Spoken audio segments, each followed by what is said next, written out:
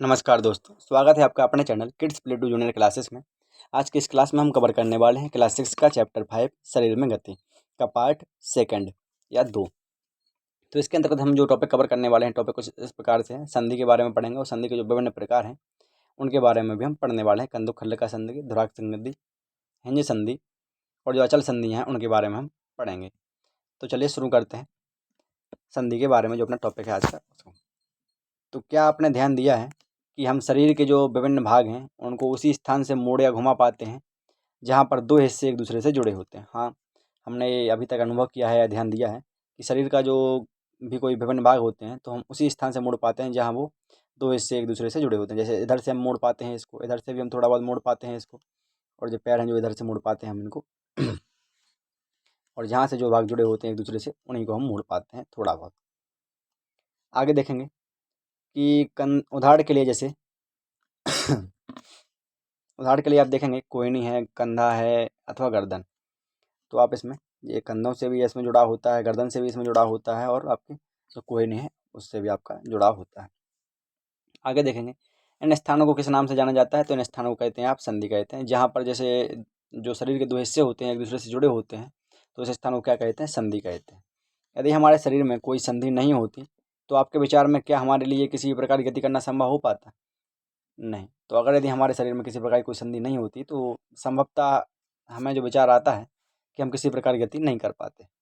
आगे देखते हैं और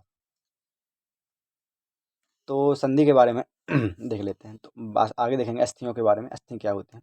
तो वास्तव में इन संधियों को कौन सी वस्तु परस्पर बांधती है। तो ये संधि होती है जो इनको वास्तव में कौन सी वस्तु परस्पर बांधे रखती है।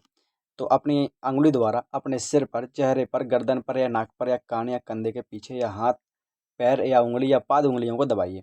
तो आप जैसे अपनी उंगली के द्वारा किसी भी प्रकार के चाहे चेहरे को दबा के देखें, चाहे गर्दन को दबा के देखें, चाहे जो कान है आपके उनको दबा के देखें, या फिर आप कंधे को दबा के देखेंगे, या हाथों को दबा कर देखेंगे, या उनकी उंगलियों को दबा के देखेंगे, या पैरों की उंगलियों को दबा के देखेंगे, तो आप क्या पाएंगे, आपको ऐसा अनुभव होगा कि आपकी जो अंगुलियां हैं किसी कठोर वस्तु को दबा रही हैं।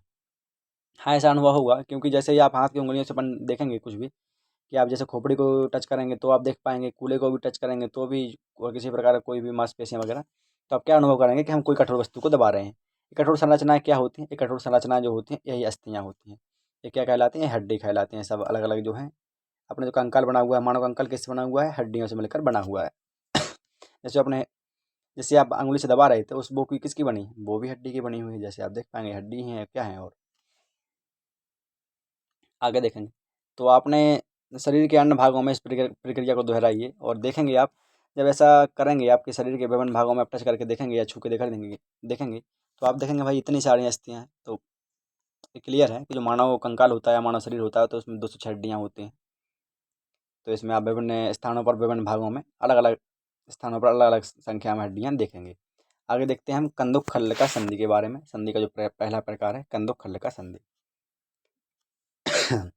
तो आप कल्पना कीजिए आप कि कागज़ का जो बेलन है आपका हाथ है तथा गेंद एक इसका सिरा है।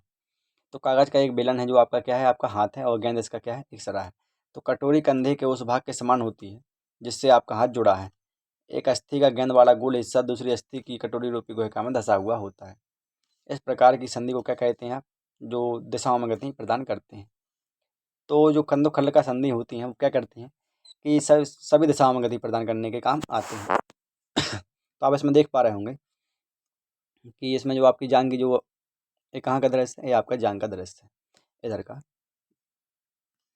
तो आप देखेंगे इसमें जो कंदुक खल्लका संधि कहाँ होती है, जैसे आप घुटने को अगर मोड़ेंगे, जांग की जो अस्थि है इस प्रकार से होगी। तो इसमें जो शिरोड़ी अस्थि है आपकी वो कंदुक खल्लका संधि किसे कहते हैं? जो आपका एक अस्थि का गेंद वाला जो गोल हिस्सा होता है, ये वाला एक इसमें धंसा हुआ होता है, अस्थि की दूसरी कटोरी रूपी गुहिका में धंसा हुआ होता है। इसको क्या कहते हैं? कंदुक खल्लका संधि कहते हैं इस भाग को। और इसी कंदुक खल्लका संधि की सहायता से हम सभी दिशाओं में गति कर पाते हैं। आगे देखेंगे एक संधि का जो दूसरा प्रकार है धुराग्र संधि, इसके बारे में। तो गर्दन तथा सिर को जोड़ने वाली जो संधि होती है क्या कहलाती है? धुराग्र संधि कहलाती है। तो जो गर्दन और सिर के बीच में जो जुड़ा होता है वो किससे हो पाता है संभव? वो धुराग्र संधि से ही संभव हो पाता है। इसके द्वारा हम सिर को आगे, पीछे, दाएं या बाएं घुमा सकते हैं। तो जो सिर है हम इसके द्वारा ही, धुराग्र संधि होती है इसी के द्वारा ही हम चाहे आगे हो या पीछे हो या दाएं हो या बाएं हो, इनको हम घुमा पाते हैं। आगे देखें अगर हम, तो इन गतियों को करने का प्रयास कीजिए तथा यह गति हमारे हाथ की उस गति से किस प्रकार भिन्न है जिसमें कंदुक खल्लका संधि द्वारा हाथ को पूर्णतः वृत्ताकार रूप में घुमाया जा सकता है। धुराग्र संधि में बेलनाकार अस्थि एक छल्ले में घूमती है। तो धुराग्र संधि में क्या होता है कि इसमें एक छल्ले के रूप में आप घुमा सकते हैं अपने सिर को इधर उधर, लेकिन कंदुक खल्लका संधि में क्या होता है, आप हाथ को पूर्णतः वृत्ताकार रूप में घुमा सकते हैं। तो जहाँ कंदुक खल्लका संधि की पाई जाती है, तो उस स्थान से जो जुड़ा हुआ भाग होता है उसको आप पूर्णतः वृत्ताकार रूप में घुमा पाएंगे। जबकि जो आपका धुराग्र संधि है, तो धुराग्र संधि से जुड़ा हुआ जो भाग होगा उसमें आप बेलनाकार या एक छल्ले के रूप में आप इसे घुमा पाएंगे। चलिए आगे देखते हैं नेक्स्ट एक और संधि के बारे में, हिंज संधि। हिंज संधि क्या होती है? तो घर के किसी आपके दरवाजा जो होगा उसको बार बार खोलिए और बंद कीजिए, तो आप क्या पाएंगे कि कब्जों को ध्यानपूर्वक देखेंगे आप जैसे ही, तो यह दरवाजे को आगे और पीछे की ओर खुलने देता है। तो जैसे ही आप जब घर का दरवाजा होगा कोई भी, तो उसको आप बार बार खोलेंगे या बंद करेंगे, तो आप क्या पाएंगे कि जो कब्जे हैं उनकी मदद से आप दरवाजे को आगे पीछे की ओर खुलने देता है कब्जा ही। आगे देखेंगे हम, इसी प्रकार हमारे शरीर में भी कई संरचनाएं होती हैं। तो जो कुछ हमने बनाया था वह एक हिंज से भिन्न है, लेकिन इससे पता चलता है कि हिंज एक दिशा में गति होने देता है। कोहनी में हिंज कब्जा संधि होती है जिसमें केवल आगे और पीछे एक ही दिशा में गति हो सकती है। तो कहने का तात्पर्य ये है कि जो हिंज संधि होती है वो क्या काम करने देती है, तो जहाँ भी जिस हिस्से से भी हिंज संधि जुड़ी होती है, जैसे जो घुटने की हिंज संधि है, इधर इसका हिंज संधि पाई जाती है घुटने के बीच में और जो पैर का निचला हिस्सा होता है उसके बीच में। तो इस हिंज संधि के अंतर्गत क्या हो पाता है कि इसको एक ही दिशा में मोड़ पाएंगे, चाहे आगे की ओर कर लो तो इस दिशा में मुड़ पाएंगे और चाहे इस दिशा में। तो इसका घुटना क्या है अपना, एक ही दिशा में क्यों मुड़ पाता है, इसी दिशा में क्यों मुड़ता है, इस दिशा में क्यों नहीं मुड़ पाता, हिंज संधि होने की वजह से, क्योंकि इधर जो है हिंज संधि पाई जाती है। और हिंज संधि की जो विशेषता होती है क्या होती है कि हिंज एक दिशा में गति होने देता है, दोनों दिशा में या तो आगे होगा या पीछे, एक दिशा में गति हो पाएगी। आगे देखते हैं हम अचल संधि के बारे में कि अचल संधि क्या होती है। तो हमारे सिर की जो अस्थियां होती हैं उनके बीच की कुछ संधियां उन संधियों से भिन्न होती हैं।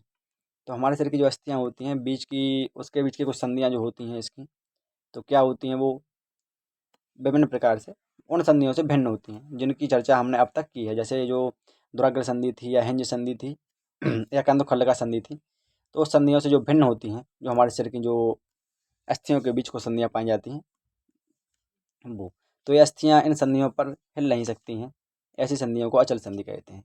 तो अचल संधि किन्हें कहते हैं, तो ऐसी अस्थियां जिन पर संधियां जो संधियों पर हिल नहीं सकती हैं उन्हें क्या कहते हैं, अचल संधि कहते हैं। जब आप अपना मुंह खोलते हैं तो आप देखेंगे कि आप निचले जबड़े को सिर से दूर ले जाते हैं।